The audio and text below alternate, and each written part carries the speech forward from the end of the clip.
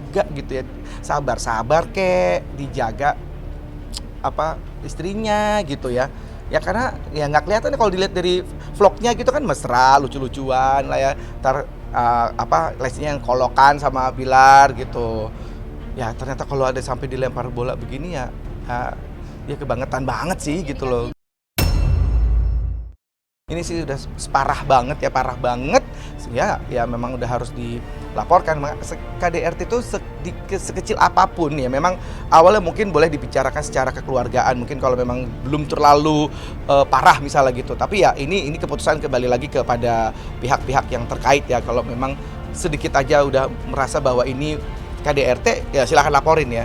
Cuman kalau memang biasanya ada suami istri yang merasa bahwa ya lebih baik ini dibicarakan dulu, mungkin ini bisa apa namanya belum lapor ke polisi, itu nggak usah ke sana segala, mending kita coba diselesaikan secara kekeluargaan kayak gitu kan juga ada ya.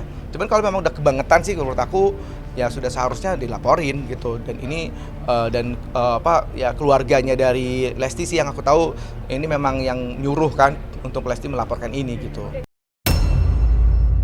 Ya, kita ketahui saudara kita L sudah melaporkan kasus yang dialaminya. Kemudian untuk yang disangkakan adalah orang terdekat, ya, adalah suaminya. Ya, untuk sementara kita tunggu saja, ya, undangan sudah dilayangkan. Jadi untuk undangan kita jam 1, ya, jam 1. Mudah-mudahan keterangan yang diberikan jelas, memperjelas semua kasus yang sudah dilaporkan ke Polres Jakarta Selatan. Ya, kekerasan fisik dalam lingkup rumah tangga ya itu ada penjara selama maksimal 5 tahun ya kan. Apabila itu ayat 1 ya, 44 ayat 1. Di 44 ayat 2 Undang-Undang PKDRT itu ya, apabila korban itu mengalami jatuh sakit atau luka berat, itu ancaman hukumannya 10 tahun dengan denda sebesar 30 juta ya kan. Kalau dia mengakibatkan matinya korban ya kan, paling lama 15 tahun, terpaling dengan denda 45 juta rupiah. Jadi tergantung jenis perbuatannya. Tapi lingkupnya tetap KDRT. Kita meminta dulu keterangan bahwa yang diduga melakukan tindak pidana KDRT, ya, kita meminta dulu keterangan jelas, kemudian mengerucut ke barang bukti, fakta-fakta jelas, kemudian saksi-saksi jelas. Ya, jelas bisa ditahan. Jadi memang untuk membuktikan ada suatu delik tindak pidana itu diperlukan setidaknya ada 2 alat bukti ya. Alat bukti yang paling utama itu adalah saksi. Nah, saksi ini kadang-kadang ini yang sulit di di tindak pidana KDRT ya, karena biasanya itu dilakukan oleh anggota rumah tangga yang tentunya orang lain biasanya nggak banyak tahu ya, tidak tahu, bisa jadi terjadi hanya antara pelaku dan korban saja. Jadi artinya harus ada saksi. Kedua kan ada alat bukti surat. Nah, dalam hal ini visum masuk ke situ ya kan. Yang ketiga ya mungkin ada alat bukti petunjuk nanti yang dilihat persesuaian antara alat bukti satu dengan yang lain sehingga ada petunjuk ya, contohnya apabila ini sudah dilakukan terjadi berulang-ulang ya kan, dan bisa dibuktikan, contoh ya kan sang korban menyimpan bukti-bukti yang lama ya kan. Nah, habis itu mungkin ada keterangan saksi di auditu, jadi dia menceritakan kepada temannya, curhat kepada siapa, dan itu teman curhatnya itu bisa jadikan saksi, tapi saksi yang di auditu ya tidak mendengar dan melihat langsung itu bisa dihargai keterangannya juga.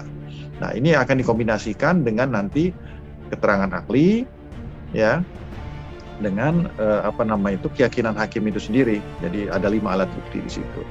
Jadi kombinasi dari berbagai alat bukti itu ya kan, cukup hanya 2 alat bukti yang bisa dihadirkan oleh penyidik, dan itu akan dikemukakan atau dihadirkan oleh jaksa penuntut umum di persidangan, maka itu sudah cukup untuk menjadikan seorang itu nantinya bersalah melakukan tindak pidana KDRT. Nah, tinggal dilihat Nah, pasal mana yang cocok, pasal mana yang tepat terhadap pelaku ini? Hukum setimpal-timpalnya lah ya, maksudnya yang sesuai dengan hukum yang berlaku di Indonesia gitu. Yang saya dengar malah pokoknya terberatnya tuh sampai 15 tahun ya, kalau sampai terjadi, kalau katanya sih pokoknya 15 tahun itu kalau misalnya korban itu meninggal atau cacat atau apa gitu kan. Terus katanya kalau paling ringannya itu sekitar sampai 1 sampai 5 tahun ya gitu. Ya khususnya untuk RB ini gitu ya. Ya ini adalah hal yang harus dipertanggungjawabkan. Kamu berani berbuat seperti ini, harus berani juga mempertanggungjawabkan ini gitu. Ya sampai ketemu di nanti proses hukumnya ya gitu. Semoga ini bisa cepat diselesaikan.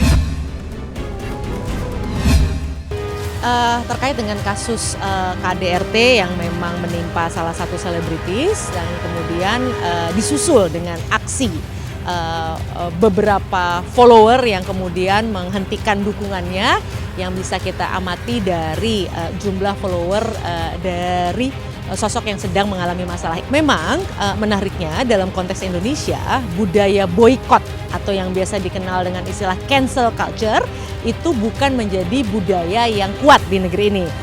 Di Indonesia, masyarakat kita adalah masyarakat yang sangat lentur dan fleksibel gitu ya. Jadi ketika ada satu kasus yang menimpa, itu tidak sekonyong-konyong atau tidak kemudian secara serempak masyarakat langsung kemudian menarik dukungannya.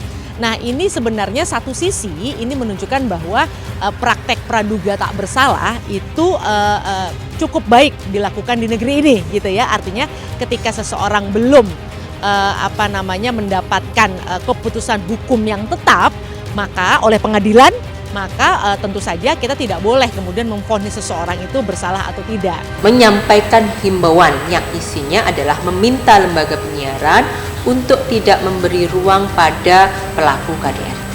Begitu. Jadi Komisi Penyiaran Indonesia mengapresiasi atas langkah-langkah yang dilakukan oleh lembaga penyiaran. Kami melihatnya ini adalah komitmen lembaga penyiaran yang sangat tinggi terhadap isu penghapusan kekerasan dalam rumah tangga. Memang ini pertanyaan yang spekulatif yang belum tentu bisa dijawab. Tapi berdasarkan kasus-kasus lain, terkadang yang menariknya adalah beberapa brand justru uniknya ketika seseorang bermasalah itu tetap kemudian menjadikan tokoh tersebut, sosok tersebut sebagai pengiklannya, sebagai sosok iklannya. Ini yang menarik. Sepertinya sih gitu ya, karena ya tapi kita nggak pernah tahu ya, maksudnya rezeki kan Tuhan yang atur gitu. Tapi kalau memang untuk saat ini sih kelihatannya seperti itu untuk Bilar sendiri gitu, sangat disayangkan gitu ya. Karir lo tuh ya sampai di sini dulu ya, Bilar, karena ini akibat perbuatan lo sendiri gitu. Karir lo tuh ya sampai di sini dulu ya, Bilar, karena ini akibat perbuatan lo sendiri.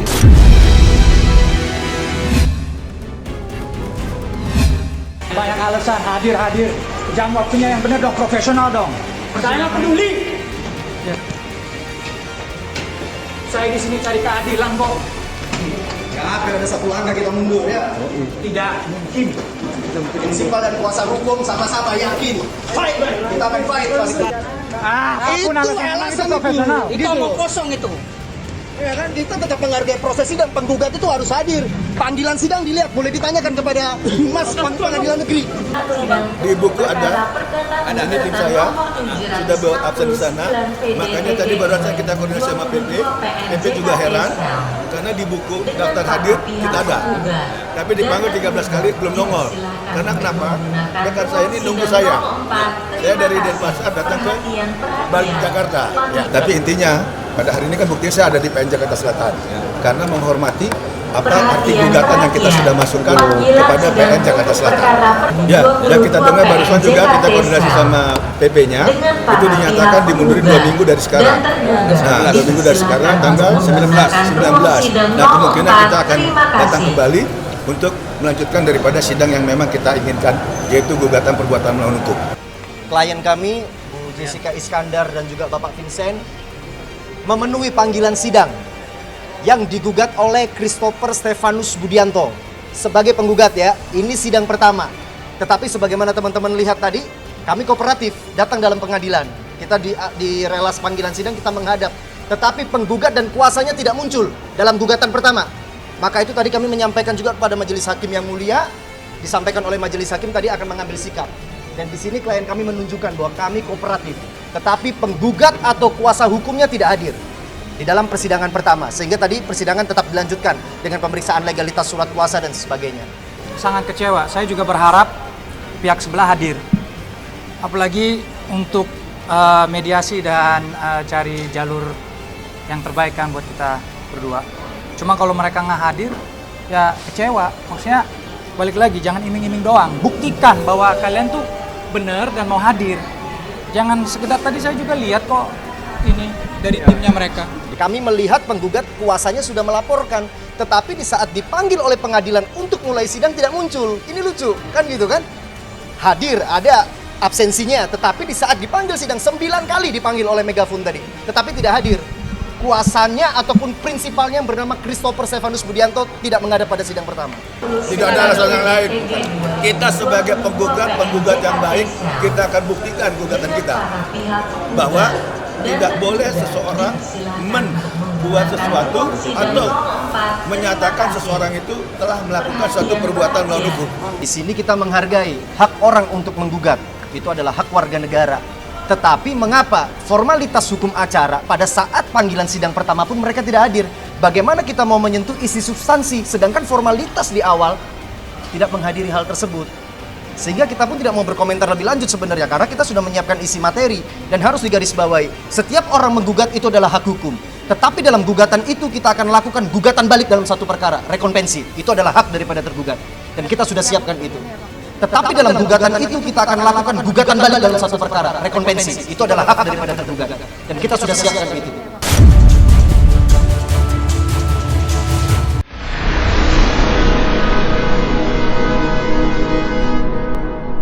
Jadi jangan lupa untuk subscribe Cumi Cumi. Ditekan ya tombol lonceng merahnya.